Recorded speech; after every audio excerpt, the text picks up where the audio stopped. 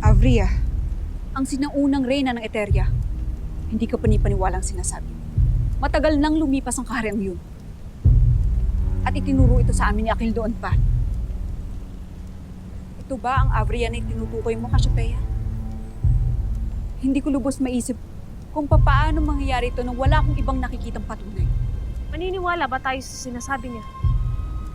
Tila ito ay isang patibong at tayo'y pinapasakay niya.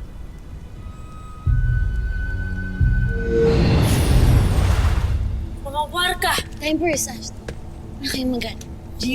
Mira, anong ginagawa niyo dito? Hindi kayo kailangan dito. Sorry po, Hara. Pero, naniniwala po ako na hindi masamang diwata si Cassiopeia.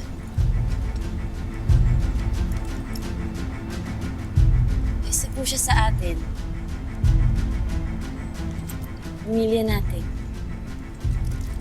Pinagmulan nating lahat. Naniniwala po ba talaga kayong kaya niyang gumawa ng masama sa atin? Naniniwala ako sa kanya. Nagkatwirang ka, Lyra. Ngunit hindi kayo dapat lumalabag sa batas ng palasyo. Hindi kayo dapat nandirito pagkat nakakasagaba lamang kayo sa aming pagsisiyasat. Hindi ko alam kung gumagana na ang aking tungkol. Ngunit maaari natin itong silipin upang tingnan kung totoo ngang walang kasalanan si Cassiopeia. Gawin niyo ang nararapat gawin upang alamin ang katotohanan, ngunit sinasabi ko sa inyo, hindi ako ang tunay na kaaway. Lalo't nakikita ko sa aking mga mata na sa mga sandaling ito ay isinasagawa na nila ni Ethra ang nararapat gawin upang tuluyan ng mabuhay at magbalik dito sa Encantadia si Avria.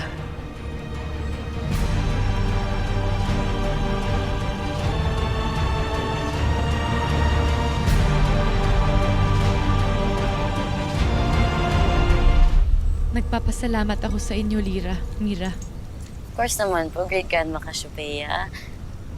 Alala niyo po, kayo din po ang unang nagtiwala sa akin. Nung una akong nakarating dito sa Encantadia. At hindi ko man batid noon, ikaw rin ang gumabay sa akin upang hindi mapariwara ang landas ko.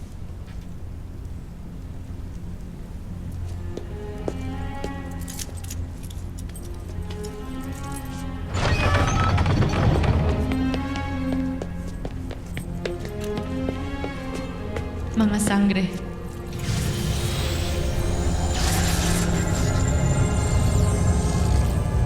Anong ibig sabihin nito? Tay, hawak niyo po ang brilyante ni Inay? May tulutan ako ng mga sangre na ako nang unang gagamit sa ngayon para sa aming gagawin. Ano po ba ang gagawin ninyo? Gusto lang namin malaman kung siya nga ba ang tunay na Cassiopeia. O isa lang siya nagpapanggap na kanan. Siya nga po yung totoong Cassiopeia. Hindi na po ulit bumubukas yung bibig niya, tapos may ilaw-ilaw na po siya ulit.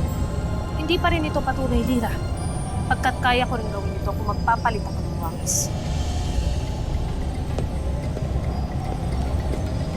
Nakita mo na, Lyra, kahit sinong may kapangyarihan ay kayang gayahin ang kanyang ginagawa. Ano?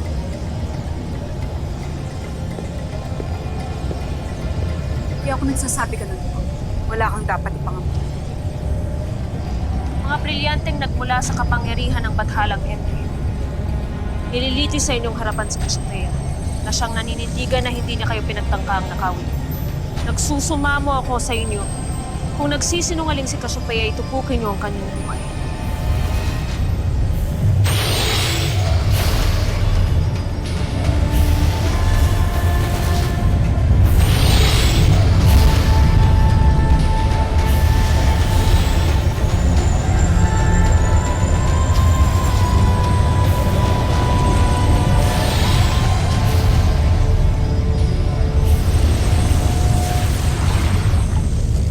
Walang nangyari.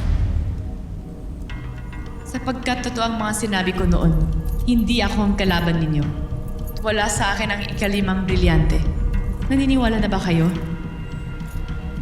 Pero kung wala po kayong matang maganda ang brilyante, na kanino po ito?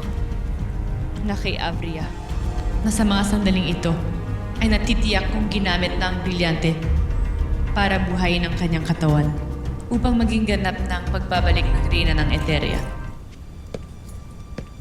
Agape Ave, Haraduria. Patawarin mo kami sa hindi paniniwala sa'yo. Ilang beses na kaming nalindang. Kaya tinitiyak lang namin na tama ang aming ginagawang hakbang. Ginawa niyo lamang ang nararapat para sa kaligtasan ng buong Encantadia. Ngayon, alam niyo na ang katotohanan. Magtutungo na kami sa bagong sulpot na palasyo. Rama Ibrahim, kung maaari maiwan ka dito kasama ni Lira at Mira. Mahal na Hara, saan kayo patutungo? Magmamanman. At kung magkaroon man ng pagkakataon, ibabawiin namin ang brilyante ng diwa. Kung gano'n, hayaan niyo akong magpalit ng gayak pandigma. Sasama ako sa inyo. Hindi na, Akil. Hindi rin kami magtatagal ni Perena.